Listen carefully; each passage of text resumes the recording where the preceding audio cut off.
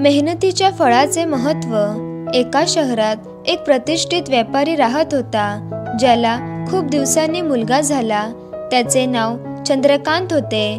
चंद्रकांत घरातील सर्वांचे लाडका होता. खूप कष्ट आणि प्रदीर्घ प्रतीक्षेनंतर मूल झाल्याचा आनंद मिळाल्यावर घरातील प्रत्येकाला चंद्रकांत या उद्योगपतीच्या मुलाबद्दल विशेष जिव्हाळा होता.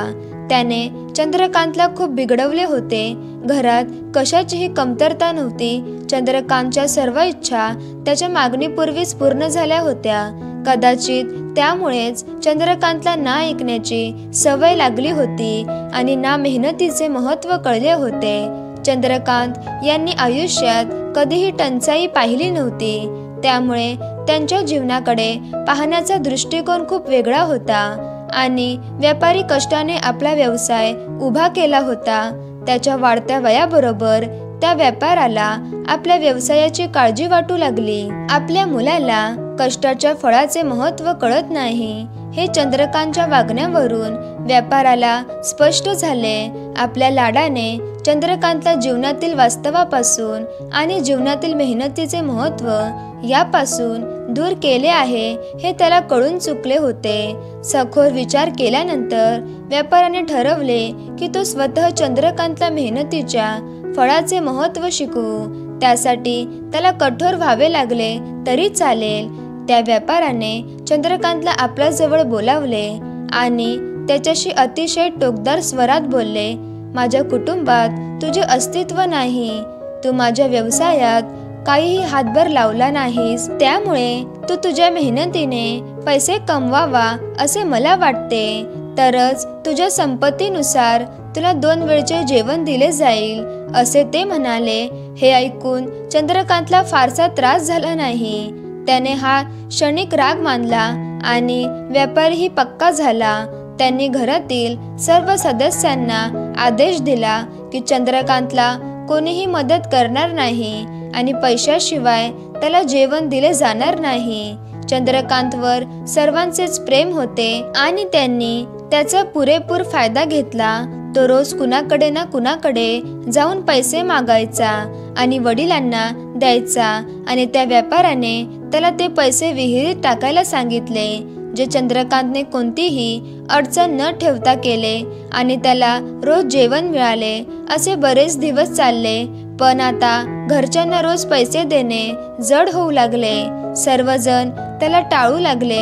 त्यामुळे चंद्रकांतचे पैसे कमी होऊ लागले आणि त्या पैशानुसार त्याचे जेवणही कमी होऊ लागले. एके दिवशी चंद्रकांतला कोणीही पैसे दिले नाहीत आणि त्याला गावी जाऊन भूक भागवण्यासाठी काम करावे लागले. त्या दिवशी तो थकलेला उशिराने व्यापाऱ्याकडे पोहोचला आणि पैसे देऊन खायला मागितला. रोजच्या म्हणण्यानुसार व्यापाऱ्याने त्याला पैसे विहिरीत टाकण्याचा आदेश दिला, जो यावेळी चंद्रकांतला सहजासहजी स्वीकारता आला नाही. आणि त्याने उत्तर दिले, बाबा, मी खूप कष्ट आणि घाम गाळून हे पैसे आणले आणि तुम्ही क्षणात विहिरीत टाकायला सांगितले. हे ऐकून व्यावसायिकाला समजले की आज चंद्रकांतला मेहनतीच्या फळाचे महत्त्व कळले आहे. त्याचे घरचे लोक चंद्रकांतला मदत करतात हे त्या व्यावसायिकाला चांगलंच माहीत होतं. त्यामुळे चंद्रकांत विहिरीत पैसे इतक्या सहजतेने टाकायचा. पण त्याला माहीत होतं की एके दिवशी घरातील सर्व सदस्य चंद्रकांतकडे दुर्लक्ष करतील. त्या दिवशी चंद्रकांतला मदत करायला कोणीही नसेल. त्याला पर्याय उरणार नाही. त्या व्यापाऱ्याने चंद्रकांतला मिठी मारली आणि त्याचा संपूर्ण व्यवसाय त्याच्याकडे सोपवला. शिक्षण. आजच्या काळात उच्चवर्गीय कुटुंबातील मुलांना कष्टाच्या फळाचे महत्त्व कळत नाही आणि अशा परिस्थितीत मुलांना जीवनातील वास्तवाची जाणीव करून देणे ही त्यांच्या पालकांची जबाबदारी आहे. ज्या घरात तिचा आदर होतो तिथेच लक्ष्मी येते. परिश्रम हे एकमेव शस्त्र आहे, जे माणसाला कोणत्याही परिस्थितीतून बाहेर काढू शकते.